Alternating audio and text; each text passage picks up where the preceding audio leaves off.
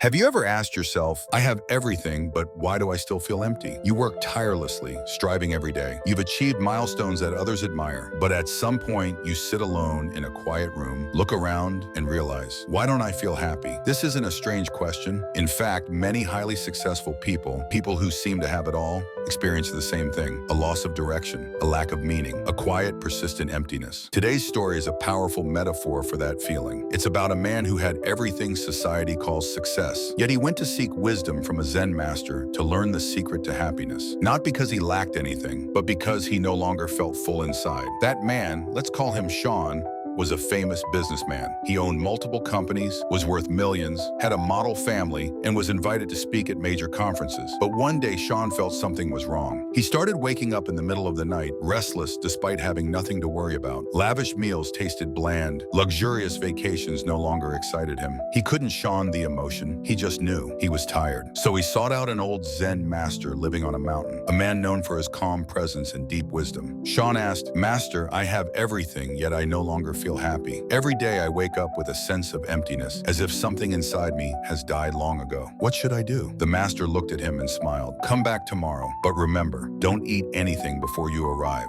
Sean was surprised but nodded. He didn't fully understand, but as someone who always followed plans, he accepted this as part of the first lesson. The next morning he got up early, skipped breakfast, and walked up to the temple. When he arrived, the Zen master was waiting with a bamboo basket and a fruit picker. Without any explanation, the master led Sean to a large garden behind the temple, a vibrant orchard filled with mangoes, jackfruit, oranges, apples, plums, all ripe, colorful, and fragrant. The master pointed to the garden and said, "You may pick any fruit you like, as much as you like, but remember, you must not eat any of it here. Only when you return to the temple may you eat." Sean frowned slightly. He was very hungry, but he nodded. That was the agreement. He began picking the ripest, most fragrant fruits and carefully placed them into the basket. Each step, each decision reminded him of how he made choices in business, always picking the best, the most profitable. But soon the first basket was full. Sean looked around and saw so many other fruits, not quite ripe, but still edible. He thought, I can wait a few days for them to ripen. What's the harm? So he kept picking. Another basket,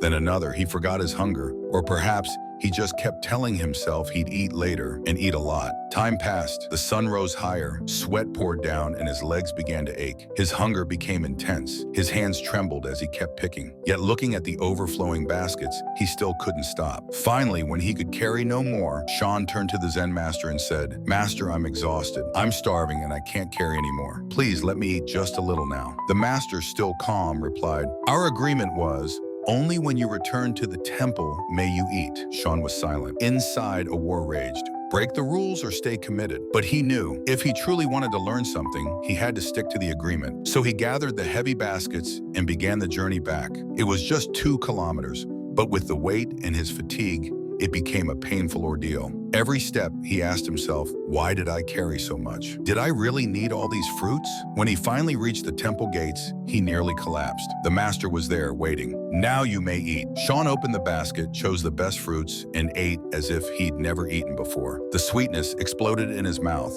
and he nearly cried. But after just a few fruits, his stomach was full. The hunger was gone. He couldn't eat anymore. He looked at the remaining baskets, still nearly untouched, and suddenly they didn't seem as appealing anymore. He looked up, and the Zen master said, "You worked very hard to collect all of this, but as you see, what you actually needed was just a small part of it. The rest was a burden you chose to carry." Happiness doesn't come from gathering more, but from knowing what is enough. When you know what is enough, you feel light. When you know when to stop, you feel free. Sean fell silent. He looked at the heavy baskets he had carried with all his strength and suddenly realized this is how he had been living his life, collecting too much of what he didn't need and losing the freedom he once had.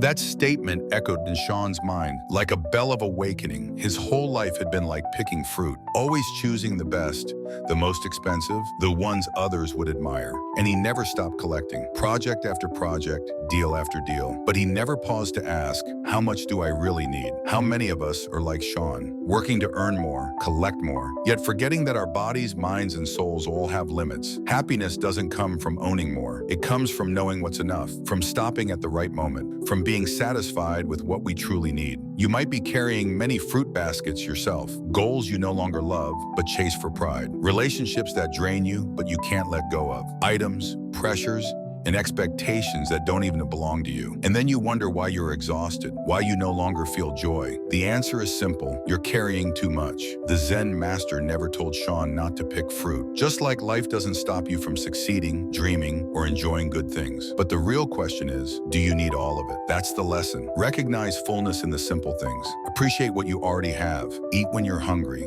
Live according to your real needs. If Sean had picked just a few fruits, he wouldn't have exhausted himself. He could have fully enjoyed each bite instead of scarfing down a few, only to waste the rest. Life is the same. When you choose just enough, you experience deeper, longer-lasting, and lighter happiness. So look at yourself. How many fruit baskets are you carrying? Which ones can you let go of? Can you return to the temple, to your true self, and choose only what truly matters? The story of Sean and the Zen master isn't just a beautiful metaphor. It's a roadmap if you know how to read it. We now know happiness doesn't come from having more, but from knowing when it's enough. So how do we apply this in daily life?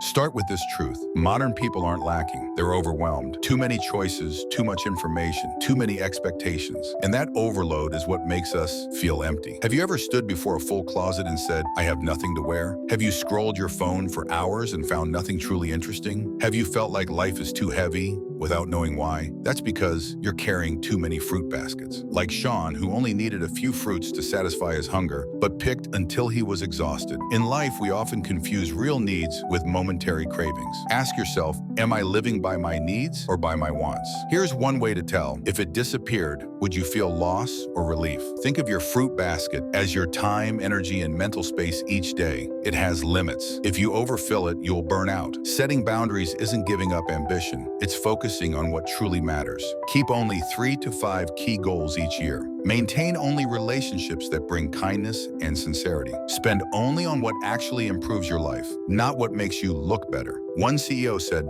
I'm not successful because of what I do, but because of what I say no to. In the story, returning to the temple, was the moment Sean had to face the truth. He had carried too much and couldn't even use it all. In real life, we all need quiet moments to return to ourselves. A morning without your phone, just 10 minutes of meditation. A day each month with no plans, just rest and reflection. A spontaneous weekend trip with no agenda, just breathing and feeling. These aren't luxuries. They're essential for a healthy mind. If Sean had cherished the first few ripe fruits, he would have enjoyed them deeply, but his craving muted his appreciation. In life, simple things often bring the truest joy. A hot meal with loved ones, a genuine laugh with a friend, a good book on a quiet evening. Don't let these moments become so normal that you stop noticing them. Sometimes happiness doesn't disappear. It's just that you stopped paying attention. In the end, you must learn to let go. Letting go isn't failure, it's awakening. Let go of unrealistic expectations. Let go of the image you keep to please others. Let go of the fruit baskets you once thought were essential. Only when your hands are free can you receive what truly matters. So yes, living just enough doesn't mean living small. It means living intentionally, living with clarity, living with awareness. You don't need to pick every fruit in the garden. You just need a few at the right time, in the right way, for the right reason. Happiness was never a destination. It's every moment you smile at something simple. If you've watched this far, something in you may have been stirred. A moment of recognition, a whisper inside, I'm carrying too much. We began this video with a question. I have everything, but why do I feel empty? And now you understand, it's not because you lack something, it's because you've picked up too much of what you don't need. Happiness isn't about adding more. It's about letting go. Not about running faster, but knowing when to stop. Not about filling up, but about knowing what is enough. You don't need to gather the whole garden. Just a few fruits, picked with care and purpose, are enough. You don't have to impress the world. Just be honest with yourself. You don't need to carry every expectation. And this is enough.